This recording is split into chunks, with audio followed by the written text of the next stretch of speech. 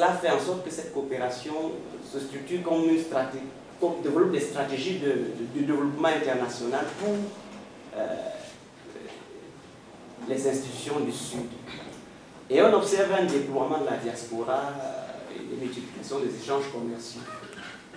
Je ne vais pas développer cela.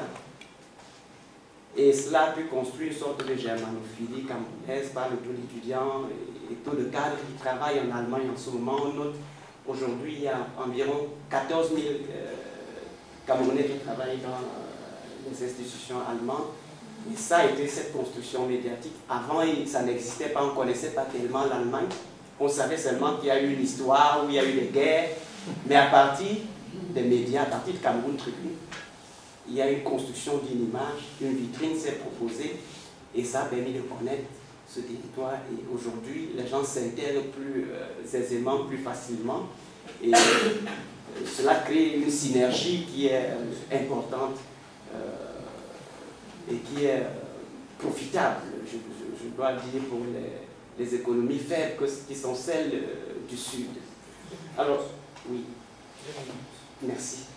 C'est là où devient le concept de commerce équitable devient intéressant pour moi dans le transfert médiatique. Tout à l'heure, nous avons écouté les limites de ce programme, mais pour ma part, je ne pense pas que le commerce équitable soit de l'assistanat au sens strict du terme. Parce que je viens de l'université de Tchang, d'un environnement caféicole. Nous avons bu le café là tout à l'heure. Mais je peux vous assurer que la plupart des paysans ne boivent pas de café. Non parce qu'ils n'aiment pas le café, mais ils n'ont pas les moyens d'acheter ce qu'eux-mêmes produisent. Tout à fait. Alors, je peux vous assurer, monsieur Papademba, tout à l'heure vous avez parlé, j'ai levé la main cet art. Mais j'en profite. Achetez tout simplement le café d'un paysan, vous me direz s'il est content ou fâché. Mais bien évidemment, ils ont besoin d'intermédiaires, ils ne savent pas comment le cours sur le marché international se développe. Ils ne savent pas lire et écrire forcément. Il faut des intermédiaires pour négocier et leur dire voilà comment ça se passe. Mais parce qu'on achète, voilà, vous profitez. Acheter simplement, ce n'est pas les assister, mais c'est les aider à trouver par eux-mêmes une solution à leur mode de vie qu'ils pourront construire par eux-mêmes. Mais au moins, ce qu'ils produisent, si c'est acheté, ils peuvent vivre. Voilà ce que je peux dire. Maintenant, si on transpose, je piétine un peu sur les plates-bandes, si je ne suis pas économiste de formation, mais quand un concept est intéressant, on fait cela beaucoup en Allemagne, il y a des passerelles entre les disciplines scientifiques, et avec le commerce équitable, cette notion de l'économie immatérielle qui est intervenue avec nous ce matin, ça peut aussi s'appliquer sur les médias, dans ce sens que l'économie immatérielle table beaucoup sur les ressources humaines, et il y a tout un rapport ici, le rapport qui a été fait ici par la Commission sur l'économie immatérielle, qui montre très bien l'influence de l'immatériel dans les économies d'aujourd'hui.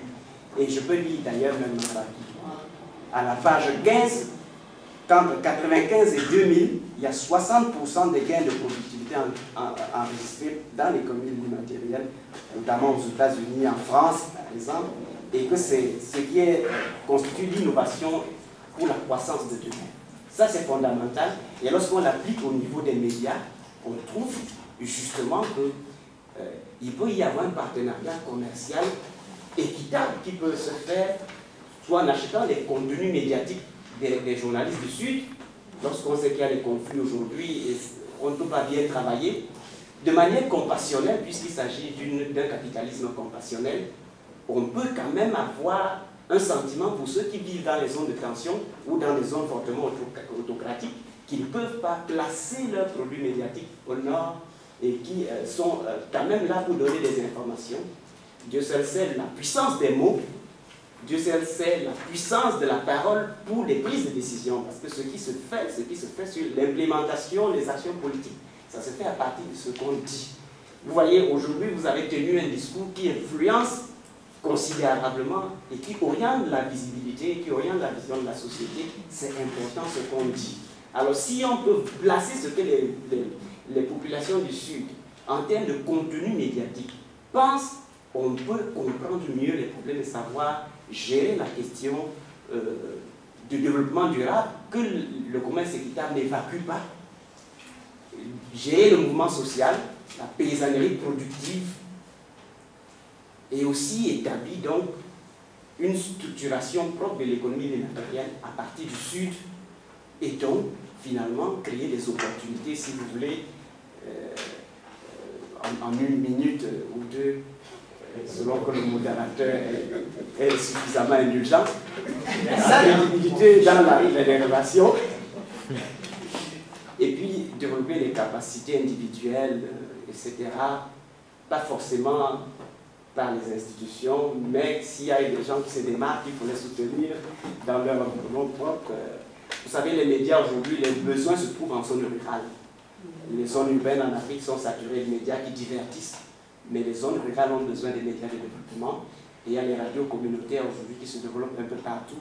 Il faut les soutenir, il faut soutenir les individualités qui sont là-dedans, notamment par le dialogue, la concertation et une rémunération juste.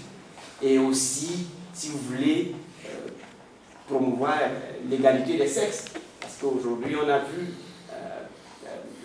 l'expérience des femmes dans la gouvernance médiatique est très appréciée au Sud aujourd'hui. Et peut-être même on peut l'étendre dans toutes les sphères de la société. La gouvernance, les femmes est fondamentale. Il faut encourager, il faut valoriser ce travail-là et même améliorer les conditions des acteurs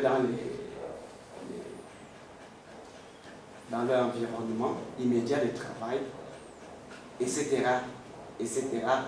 Ces aspects-là sont développés dans le texte définitif que vous aurez par les bons soins de Madame Kamga, que je remercie encore une fois de plus, et que je remercie aussi tous ceux qui ont œuvré pour que ce projet soit vraiment mis en route. Merci de m'impliquer, merci que nous puissions réfléchir ensemble sur ces éléments de transfert médiatique pour que cela produise des solutions concrètes. Merci pour votre contribution.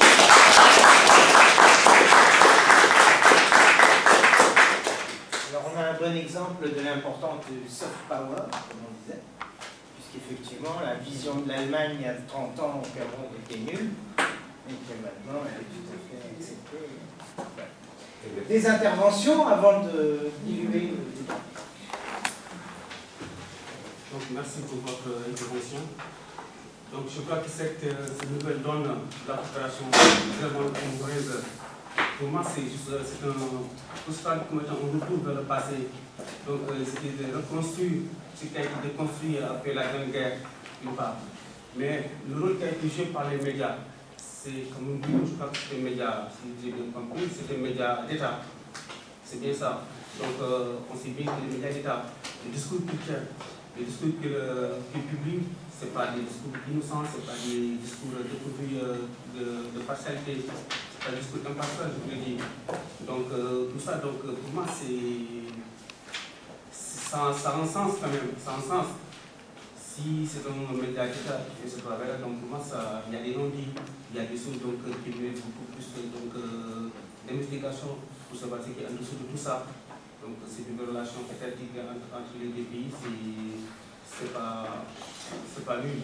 Mais pour revenir sur votre question juste 2 minutes sur le commerce équitable, je ne dis pas que c'est mauvais. Dire que le commerce équitable n'est pas les paysans, c'est comme j'étais le Liban. Mais moi j'ai travaillé là-dedans, j'ai fait pas mal d'enquêtes là-dessus, j'ai travaillé avec les agriculteurs du Sud. Donc ce sont les bases qu'il faut revoir. Parce que c'est un commerce qui repose sur la compassion. Allez à Paris, à la rue Saint-André-des-Arts, regardez les photos, regardez les discours qu'on y tient derrière les cafés, derrière les torréfactions. Allez dans le 9e, allez dans les magasins artisans du monde, regardez les photos. Ça repose sur la compassion. C'est comme s'il faut acheter parce qu'on a pitié d'eux, ils sont fatigués, ils ne savent pas à faire. Vous voyez? Ce matin, quelqu'un disait, pareil, pas fuir des cerveaux.